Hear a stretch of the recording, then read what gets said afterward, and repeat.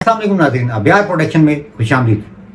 आज एक और टॉपिक पे आपकी खिदमत में हाजिर हैं और आज का टॉपिक है ओन शेख और भट्ट साहब के साथ उनके कैसे ताल्लुकात रहे और इतना अर्सा जो उन्होंने गुजारा तो वो किस तरह रहा उनके साथ, कैसे चले आपस में। जी अवैस साहब कैसे हैं आप? ठीक हैं? मैं ठीक, आप बताएं। खैरियत से हैं? हाँ कैसे जी, चल रहे हैं रमजान आपके? बहुत अच्छा चल रहा है, शुक्र अल्लाह पाक का। आप बताएं, आप कैसे हैं? आप अब वापसी जाने की तैयारी हो रही हाँ, है? वापसी जाने की तैयारी हो रही है। जाहिर बात है, ईद रमजान अपने घर में होना है, ईद घर में होनी चाहिए। बिल्कुल बिल्कुल बिल्कुल। अच्छा वैसा अब ये जो कंट्रोवर्सी चल रही है आजकल, ओन और रजब साहब दोनों एक दूसरे के आमने सामने आ गए हैं, ठीक है। तो हम दरअसल ये जानना चाह रहे हैं, हम ये नहीं चाह रहे ये पूछना कि क्या लड़ाई चल रही है, वो क्यों बोल रहा है और क्या बोल रहे हैं। हम ये जानना चाह रहे हैं कि जब से ये रिलेशन शुरू हुआ, क्योंकि उस टाइम आप उधर थे जब ये मंगनी हुई और सब कुछ हुई, आपको पता है, तो उनका रजब साहब के साथ रवैया कैसा था और रजब भाई उसको कैसे ट्रीट करते थे?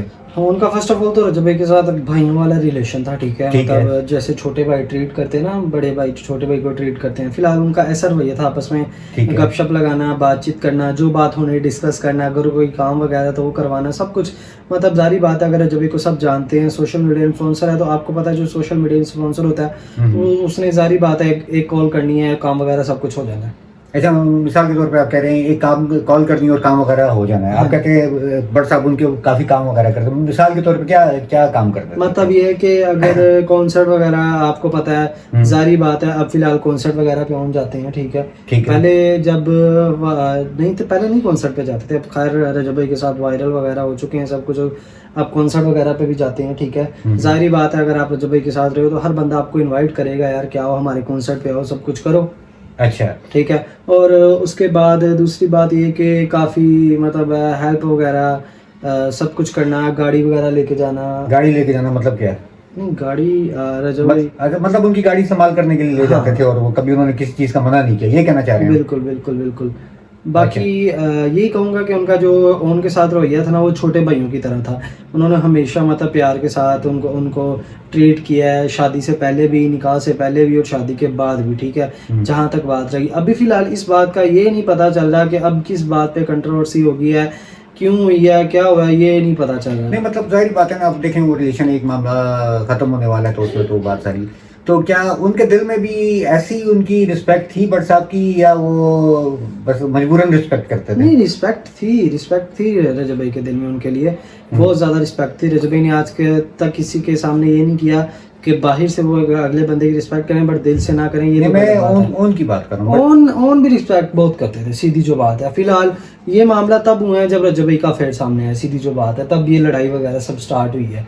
उससे पहले सब मामला बहुत अच्छे थे, जो ओन था वो रजब भाई के साथ बहुत अच्छा था, और रजब भाई जो थे उनके साथ बहुत अच्छे थे, ठीक है। उनके ताल्लुकात ऐसे थे जैसे छोटा और बड़ा भाई होता है ना, वैसे उनके ताल्लुकात थे। नहीं देखें, आपने रजब साहब के अफेयर की बात की, देखें पास्ट उनका था, हर किसी का पास्ट यहाँ पे होता है आजकल लाहौर में तो खास तौर पे, इवन के ओन का भी, वो लाइव पे बैठ के और अपनी वीडियोस में वो कहीं अपनी कोई किसी फ्रेंड के साथ या किसी के साथ बात करें तो रिलेशन तो उनका भी अभी है, ठीक है।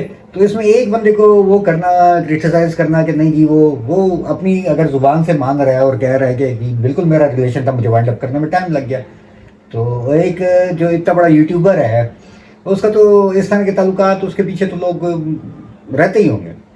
तो ये बात तो मतलब उस तरह है, जब वो खुद मांग रहा है और वो माफ़ी भी मांग रहा है, तो इसका मतलब तो ये नहीं है ना कि वो उसको बिल्कुल ही उसको क्रिटिसाइज किया जाए। बहरहाल बाकी वो ओम साहब कह रहे थे कि मैं अगर मेरे सोशल मीडिया पे आने से इतराज़ है तो मैं सोशल मीडिया छोड़ देता हूँ। हालांकि जहाँ तक मुझे पता है कि ओम को सोशल मीडिया पे इंट्रोड्यूस करने वाले भी रजब भट्ट खुद हैं। वो मेरा ख्याल है कि कोई आपको याद होगा एक व्लॉग, बिल्कुल एक व्लॉग में उन्होंने ओन को इंट्रोड्यूस किया था कि ये इनको गिटार बनाने का शौक है, बजाने का शौक है, और ये है ब्रदर इन लॉ है मेरे। इनवाइट वगैरह उनको मतलब अपने ब्लॉग्स वगैरह में शो कराया था, उनका इंट्रो वगैरह करवाया था। जिसके बाद उनका फिर अपना इंस्टाग्राम टिकटॉक पे फॉलोअर्स वगैरह आना शुरू हुए, वीडियोस वगैरह उन्होंने डालनी शुरू की। जारी बात है, जब आपको इंस्टाग्राम या टिकटॉक पे थोड़ी सी सपोर्ट मिलेगी तो आप तो कहोगे कि यार मैं वीडियोस डालता हूँ, क्या पता मैं थोड़ा सा वायरल हो जाऊँ।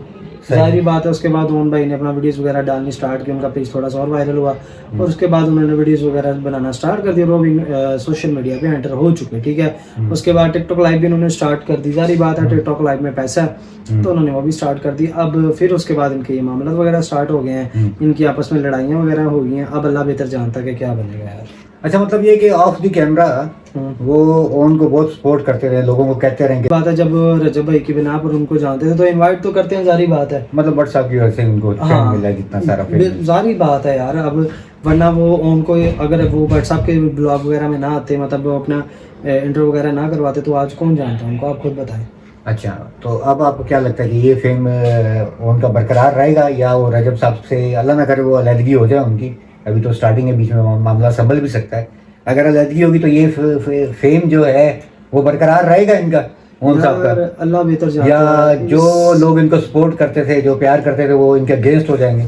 इसमें मैं यही कहूंगा कि यार जो लोग एक आइडिया मैं ये बताता हूँ, ठीक है। अब कुछ लोग रजब फैमिली के हैं, कुछ लोग ईमान आपी को सपोर्ट करते हैं, ठीक है। अब इस बात पे मैं ना उनको गलत कहूंगा ना मैं रजबी को गलत कहूंगा, ठीक है। जारी बात है, मैं ईमान को गलत कहूँ तो मेरे घर में भी माँ बहन है, ठीक है। अल्लाह ना करे, हर घर के माँ, ठीक है। अगर मैं रजबी को बुरा भला कहता हूँ तो उनकी फैमिली आके गालियाँ देती, सीधी जो बात है, फैमिली का भी नहीं है, बट हर बात हर बंदे की राइट पे। जारी बात है, वो कहते थे, ईमान नापी कहती थी वो घर फिलहाल टाइम नहीं दे पाते। आपको पता है, जब एक बंदा सोशल मीडिया इन्फ्लुएंसर है, अकेला माँ बाप का बेटा है, उसने बाहर के सारे मामला वगैरह देखने हैं, अपना यूट्यूब देखना है, अपनी जिम देखनी है, तो बंदा मैनेज करने की कोशिश करता है यार। वो तकरीबन 7-8 महीने यूके रह गया, वो भी मजबूरी थी, केसेस वगैरह थे इसलिए रह गया, ठीक है। ईमान नापी भी इस जगह पे राइट थी कि मुझे टाइम नहीं मिलता था। अब इन दोनों में अल्लाह बेहतर जानता है, जो ईमान आपी के फैन है वो उनको सपोर्ट करेंगे, जो रजब भाई के हम उनको सपोर्ट करेंगे, ठीक है। अब कल से जैसा कि आप देख लो टिकटॉक पर काफी कंट्रोवर्सी चल रही है, रजब भाई के बारे में अलग और ईमान आपी के बारे में अलग। तो इसमें हम यही कहेंगे कि यार जो तासुरात हैं बैठ के डिस्कस कर लें, अपना सारा मामला क्लियर कर लें, ताकि जो आने वाले आगे जो टाइम है इनके लिए बेहतर हो। क्योंकि ईमान आपको पता है अभी कितना छोटा है, ठीक है। और एक बच्चे के लिए कितना बुरा होता है कि यार एक बचपन में उसका बाप उसकी माँ मतलब वो अलग अलग हो जाए और उसको एक माँ या बाप का प्यार ना मिले अच्छे तरीके से, ठीक है। तो इसमें ये कहीं क्या आ जाएगा कि यार हमें नहीं पता आगे क्या होता है क्या नहीं होता, क्योंकि हमारी तो उनसे बातचीत नहीं होती। बट जो सोशल मीडिया पे चल रहा है ना, कल से यही चल रहा है, कुछ लोग रजब भाई को बुरा भला कह रहे हैं, कुछ लोग ईमान आपी को बुरा भला कह रहे हैं कि वो कह रहे हैं कि आपको डिवोर्स को इंस्टाग्राम स्टोरी पे नहीं लगाना। जारी बात है, नहीं लगाना चाहिए था, ऐसे काम नहीं करते, क्योंकि उनको चाहिए था बैठ के सारी बातें डिस्कस करते, सारे मामला वगैरह क्लियर करते, ताकि ये जो अपना डिवोर्स वाला मामला क्लियर हो जाता। बट उन्होंने अपना वो कीवान का हाथ रख के अपना इंस्टाग्राम पे स्टोरी लगा दी। फर्स्ट ऑफ ऑल इधर वो थोड़ा सा गलत है, ऐसा नहीं करना चाहिए था, क्योंकि ऐसे मामला ऐसे घर के मामला को सोशल मीडिया पे नहीं लाया जाता। सोशल मीडिया बहुत बुरी चीज़ है, ठीक है। ये नहीं देखती कि इंसान की इज्जत को बिल्कुल रोल के रख देती है, ठीक है। बट इस जगह पे ईमान आपी गलत थी, बट अल्लाह पाक खैर करे, अब हम क्या कह सकते हैं। इसमें से बात एक चीज ये भी है ना, चलो एक तो आपका पर्सनल आप लोगों का मसला चल रहा है, लेकिन उसमें आपने पर्सनल इन्फॉर्मेशन कुछ लोगों की लीक कर दी, जिसमें जो गवाह हैं मेरे ख्याल जहांगीर हैं और वो दूसरे कोई बट साहब है, उनके शनाख्ती कार्ड नंबर तक लीक हो गए। वो हाइड करना नहीं चाहा इन्होंने, इन्होंने हाइड कर दी। अब ये गलत नहीं हुआ क्या? ये भी गलत हुआ, ठीक है। वो बताने का मकसद ये है कि ये पूरी बात ही गलत है कि आपको वो डिवोर्स वाला पेपर इंस्टाग्राम की स्टोरी पे लगाना ही नहीं चाहिए था। सही वो ना लगाते तो ना ये इनके शनाख्ती कार्ड नंबर वगैरह लीक होते, ना इनके मामला वगैरह खराब हो होते, ठीक है। अब आपको जैसा कि पता है और मामला खराब हो रहे हैं, सुधर तो रहे नहीं, जो मतलब मामला क्लियर हो जाएं, सारे ठीक हो जाएं, जारी बात है मामला और खराब हो रहे हैं। तो ये अल्लाह पाक ही बेहतर जानता है कि क्या होगा, ठीक।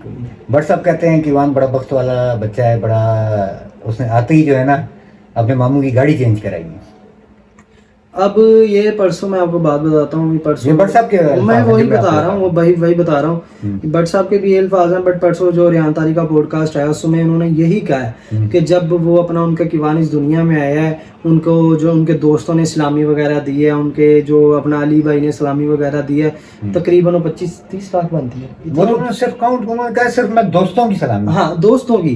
तो वो सारी बात है, पैसा माँ के पास ही जाता है, ठीक है। और जब आपको पता माँ अलग है, तो उन्होंने यही कहा है कि जो ये उन गाड़ियां चेंज कर रहा है वो नहीं पैसों से है, ठीक है। मैं वही अल्फाज कह रहा हूँ जो पॉडकास्ट में हुए हैं, ठीक है। तो उन्होंने इस लिहाज से कहा है कि जब से मतलब ये ओन क्या कीवान के आने के बाद उन्होंने अपने लिए गाड़ियां वगैरह लेना शुरू की। सारी बात है, आजकल पाकिस्तान के हालात ऐसे, गाड़ी सस्ती नहीं है। अगर आप गाड़ी ले भी देते हो तो भाई उसमें जो पेट्रोल या डीजल डालना है वो भी बहुत महंगा डालना है। तो इससे पहले इस फैमिली के फाइनेंशियली बैकग्राउंड क्या था? इससे पहले भी इतना स्ट्रांग थे या मिडिल मतलब गाड़ी थी इनके पास, गाड़ी थी, लेकिन एक होता है ना कि कितना बड़ा स्ट्रांग हो के वो दो चार गाड़ियां, इतने स्ट्रांग नहीं थे, अच्छा नॉर्मल थे, मतलब गाड़ी थी, हालात कुछ बेहतर थे, अच्छी फैमिली थी। मतलब वो तो बट साहब ने भी कहा है कि मैं मुझसे बेहतर कोई नहीं जानता आपके फाइनेंशियल कंडीशन जो है, वो मतलब ये वही ठीक है, वो ये सही कह रहे हैं कि वो आते ही भांजे ने मामू को गिफ्ट दिया। सारी बात है, अब अल्लाह पाक बेहतर जानता है इस मामला में, हम क्या कह सकते हैं।